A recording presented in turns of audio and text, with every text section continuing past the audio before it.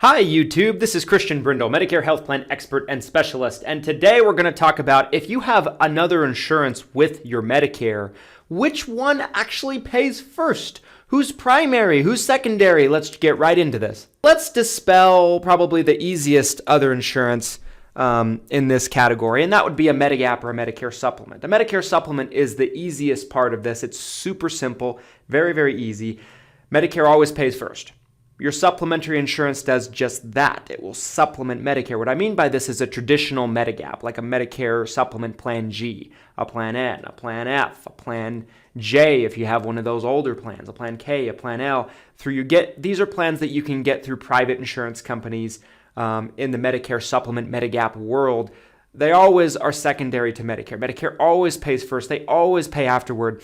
But then it gets a little bit more complex when you start dealing with employer insurance plans. So let's get right into this. I'm going to pull up a page from the Medicare NU handbook. Everybody gets one of these every single year when you get onto Medicare. This is actually the one that's most current for 2021. So we're going to go through this part of the book together. This is actually on page 21 if you have your own book and you'd like to reference this down the road.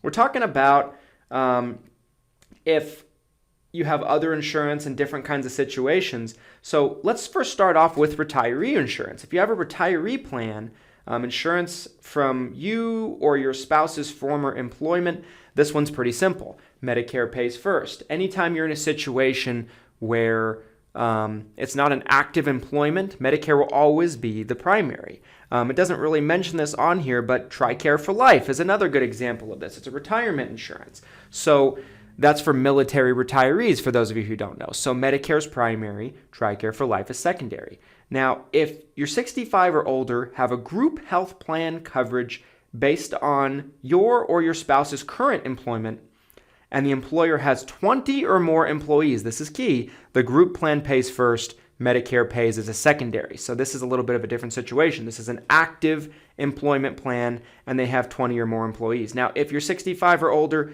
have a group health plan coverage based on you or your spouse's current employment, and the employer has fewer than 20 employees, Medicare pays first. See, this is a differentiation. So like if you're with a small business, let's say, and they have 10 to 15 employees, but it's an active employment, it's an active employer plan, Medicare's still going to be primary. They're not going to be secondary. So it goes against that rule a little bit.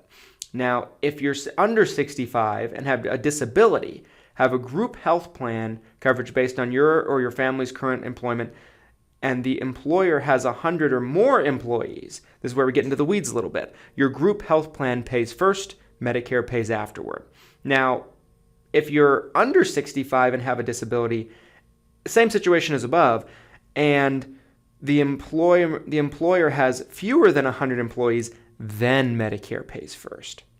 If you have a group health plan coverage based on your or your family's members' employment and you're eligible for Medicare because of end-stage renal disease, your group health plan will pay first for the first 30 days after you become eligible to enroll in Medicare. Medicare will then pay first after this 30-day period. If you have Medicaid and Medicare at the same time, which again, Medicaid is for people that get assistance from your particular state.